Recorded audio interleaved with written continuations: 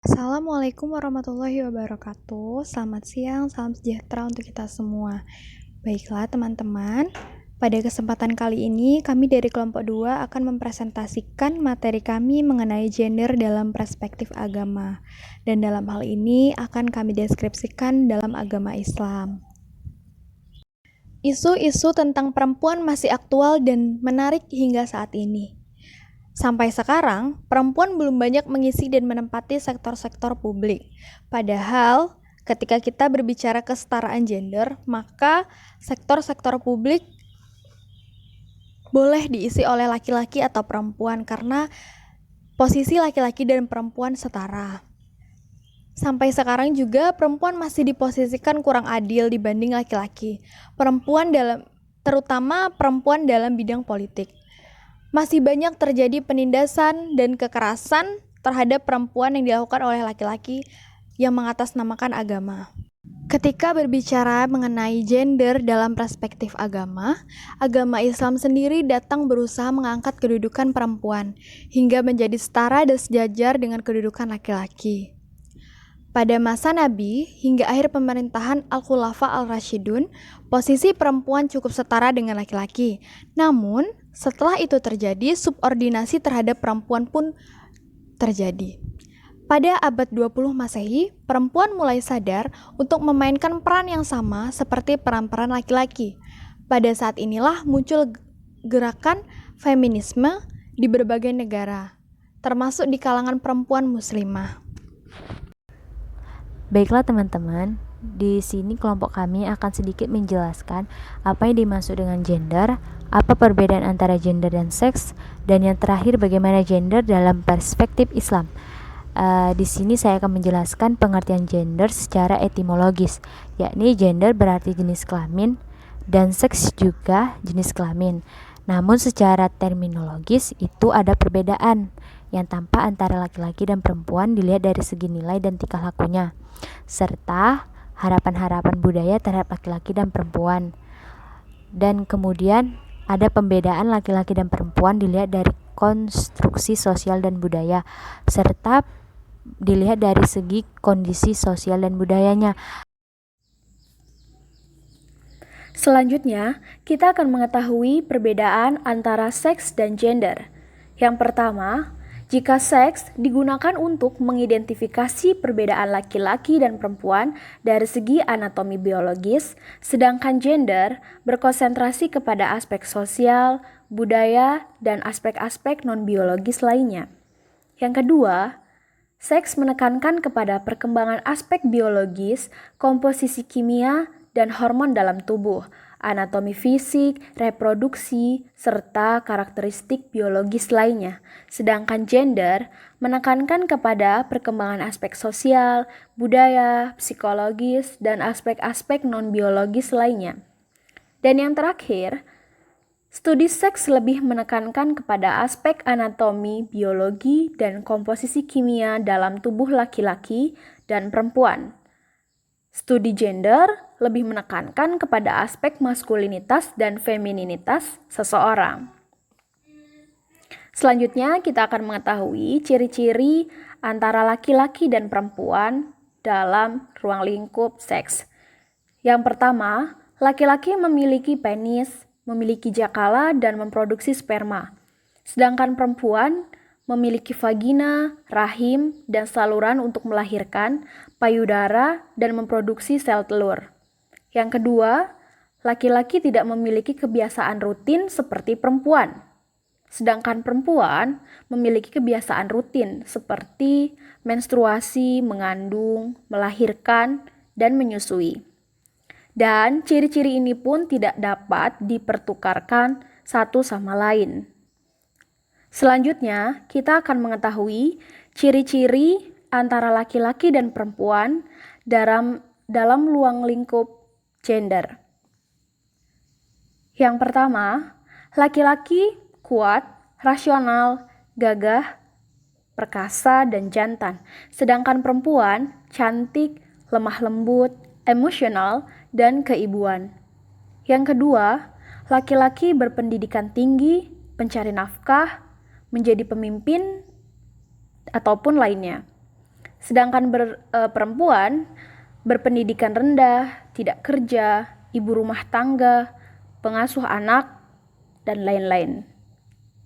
Dan yang terakhir, laki-laki bergerak di sektor publik, sedangkan perempuan bergerak di sektor domestik. Dan ciri-ciri ini pun tidak dapat dipertukarkan juga satu sama lain.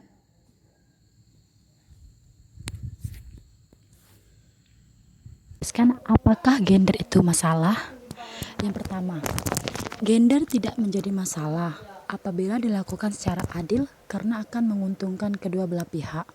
Yang kedua, gender menjadi masalah apabila terjadi ketidakadilan gender, antara lain satu jenis kelamin dirugikan, kedua, salah satu jenis kelamin dibedakan derajatnya, ketiga, salah satu jenis kelamin dianggap tidak mampu.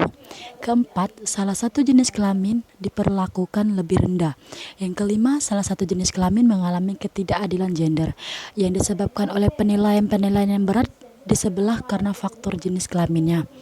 Terus, manifestasi ketidakadilan gender. Yang pertama, stereotipid atau pelabelan. Pelabelan terhadap salah satu jenis kelamin yang seringkali bersifat negatif dan pada umumnya menyebabkan terjadinya ketidakadilan.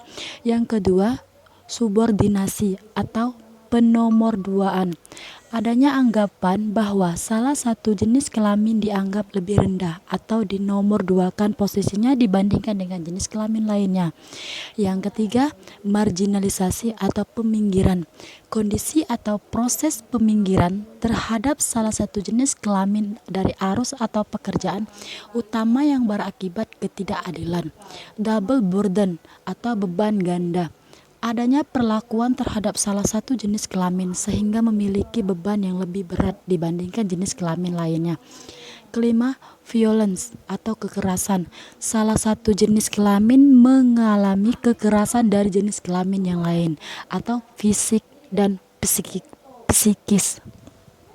Selanjutnya yaitu kekerasan gender dalam tafsir keagamaan. Yang pertama, salah satu faktor penyebabnya adalah begitu mengakarnya budaya patriarki di kalangan umat Islam. Kedua, budaya ini banyak memberikan pengaruh dalam teks keagamaan, apalagi para penulis teks-teks tersebut hampir semuanya laki-laki. Ketiga, para penafsir keagamaan semakin memperkokoh struktur tersebut dengan mengangkat ayat-ayat suci sebagai legitimasi atas struktur tersebut. Keempat, budaya Arab yang patriarkis banyak mempengaruhi para ulama muslim dalam menafsirkan konsep-konsep agama. Keadilan gender, suatu proses dan perlakuan adil terhadap perempuan dan laki-laki sehingga tidak ada marginalisasi, subordinasi, pembakuan peran, beban ganda, dan kekerasan terhadap perempuan maupun laki-laki. Para feminis muslim sekarang berusaha membongkar berbagai pengetahuan normatif yang bisa untuk kepentingan laki-laki dalam orientasi kehidupan beragama, terutama terkait dengan relasi gender sehingga terwujud keadilan gender. Di antara mereka adalah Fatimah Mernisi, Rifat Hasan, Nawal El-Sadawi, dan lain-lain. Di Indonesia ada Nasaruddin Umar, Siti Ruhaini, Budi Munawar, dan Masdar. Keadilan gender dalam perspektif Islam. Islam memandang sama antara laki-laki dan perempuan. Dalam aspek kemanusiaannya bisa dilihat dalam Quran Surah Al-Hujurat ayat 13. Islam juga menempatkan perempuan pada posisi yang sama dengan laki-laki dalam melaksanakan kewajiban-kewajiban agama. Dapat dilihat dalam Quran Surah At-Taubah ayat 71. Laki-laki dan perempuan memikul beban-beban keimanan dalam Quran Surah Al-Buruj ayat 10. Keduanya menerima balasan di akhirat. Quran Surah An-Nisa ayat 124. Keadilan gender dalam perspektif Islam. Tidak semua ketentuan untuk laki-laki dan perempuan sama dalam Islam. Islam tetap mengakui perbedaan secara kodrat antara laki-laki dan perempuan. Karena itu, dalam gender masih diakui adanya sedikit perbedaan antara perempuan dan laki-laki, misalnya dalam hal status perempuan menjadi saksi, besarnya bagian perempuan dalam warisan, larangan mutlak bagi perempuan untuk memiliki suami lebih dari satu, dan lain-lain. Selanjutnya adalah keadilan gender perspektif Islam. Prinsip keadilan sangat dijunjung tinggi dalam Islam. Keadilan yang diberikan Islam berupa kesetaraan dan kesederajatan tentang hak-hak dan kewajiban-kewajiban kepada kaum laki-laki dan kaum perempuan, disesuaikan dengan tanggung jawabnya masing-masing. Islam tidak memandang identik atau persis sama antara hak laki-laki dan perempuan. Sebaliknya, Islam tidak pernah menganut preferensi dan diskriminasi yang menguntungkan laki-laki dan merugikan perempuan. Selanjutnya, hak dan peran politik perempuan dalam Islam. Islam memberikan hak-hak politik kepada kaum perempuan yang mencerminkan status mereka yang bermartabat, terhormat, dan mulia dalam Islam. Islam tidak pernah melarang perempuan untuk aktif dalam bidang politik. Karena itu, pada masa Nabi SAW, kaum perempuan juga ikut terlibat dalam berbagai aktivitas publik atau politik. Dan selanjutnya, Islam juga memberikan hak kepada perempuan untuk mendapatkan perlindungan dan perawatan. Sekian dari kelompok kami. Maaf jika terdapat kekurangan. Terima kasih. Wassalamualaikum warahmatullahi wabarakatuh.